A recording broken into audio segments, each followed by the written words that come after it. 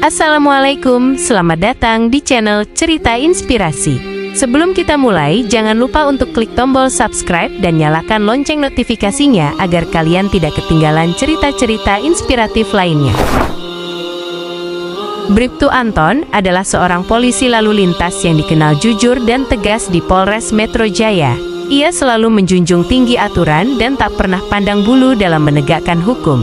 Di balik seragamnya yang gagah, Anton adalah seorang suami yang penyayang bagi Risa, istrinya yang berprofesi sebagai seorang guru sekolah dasar.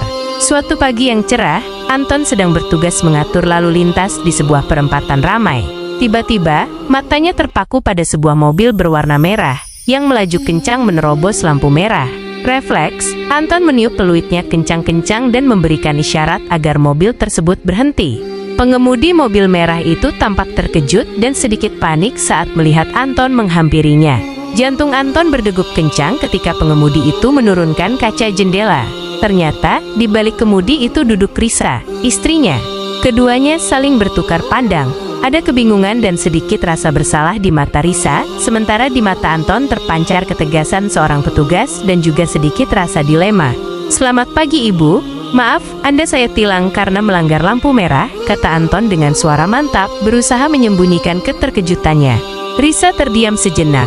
Ia tahu betul bagaimana prinsip suaminya dalam bekerja. Ia juga sadar bahwa dirinya memang bersalah. "Baik, Pak Anton," jawab Risa pelan, berusaha tegar.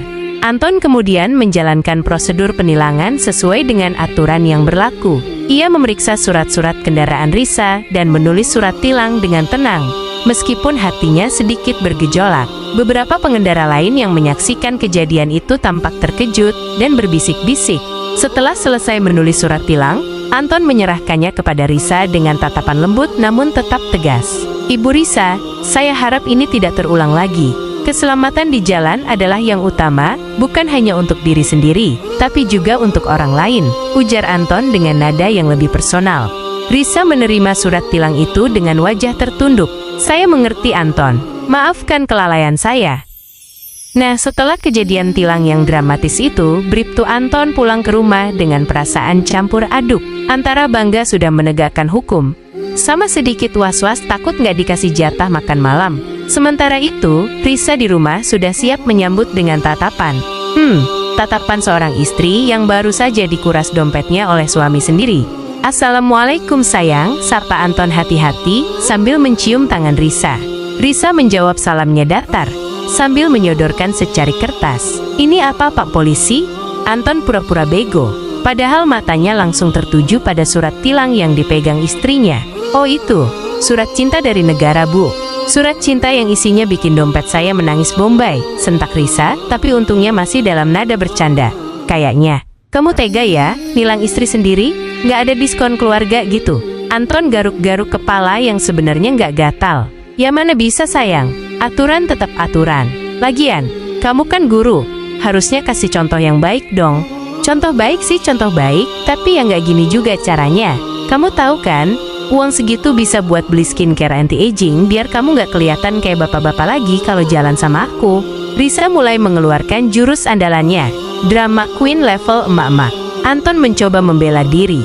"Loh, justru aku sayang kamu, makanya aku tilang. Kalau kamu kenapa-kenapa di jalan gara-gara nerobos lampu merah, gimana coba? Nanti aku nggak ada yang masakin nasi goreng kesukaan aku lagi." "Alasan? Bilang aja kamu lagi ngejar target tilang bulanan." Risa berkacak pinggang, persis kayak ibu-ibu nagih arisan. Malam itu, suasana makan malam agak tegang, tapi juga lucu.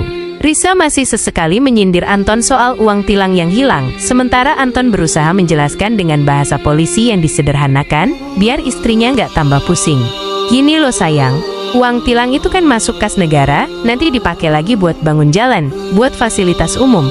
Jadi, secara tidak langsung, kamu juga ikut berkontribusi buat negara," jelas Anton sambil menyuapkan nasi. "Oh, jadi ceritanya aku ini pahlawan tanpa tanda jasa gitu ya? Pahlawan yang dompetnya jebol gara-gara suami sendiri?" balas Risa sambil tertawa kecil. Akhirnya, mereka berdua tertawa. Risa memang sedikit kesal, tapi ia juga mengerti bahwa Anton hanya menjalankan tugasnya. Lagi pula, di balik ketegasannya, ia tahu suaminya itu sangat menyayanginya. Beberapa hari kemudian, saat Anton sedang santai di rumah, bel berbunyi. Ternyata ada paket untuknya. Setelah dibuka, isinya adalah helm baru berwarna pink dengan motif bunga-bunga. Ada surat kecil di dalamnya. Biar lain kali kalau kamu nilang aku, helmnya matching sama mobilku. Love you, Pak Polisi galak. Anton cuma bisa geleng-geleng kepala sambil tersenyum. Istrinya memang ada-ada saja. Tapi dari situ ia tahu, di balik drama penilangan itu, cinta mereka justru semakin kuat dan berwarna.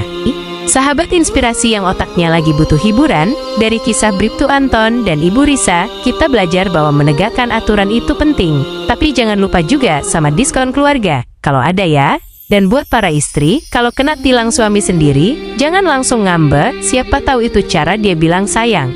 Atau memang lagi kejar target. Yang penting, jangan lupa tetap saling mencintai dan menertawakan keabsurdan hidup ini. Sahabat inspirasi yang budiman, semoga cerita tadi bisa memberikan kita pelajaran sekaligus hiburan. Ingatlah, kebaikan dan kebenaran adalah pedoman hidup, dan dalam menjalankannya, terkadang kita akan dihadapkan pada situasi yang unik dan tak terduga. Terima kasih sudah menyimak cerita ini hingga akhir. Jangan lupa untuk terus mendukung channel ini dengan like, share, dan subscribe agar semakin banyak orang yang terinspirasi. Sampai jumpa di cerita inspirasi berikutnya. Wassalamualaikum warahmatullahi wabarakatuh.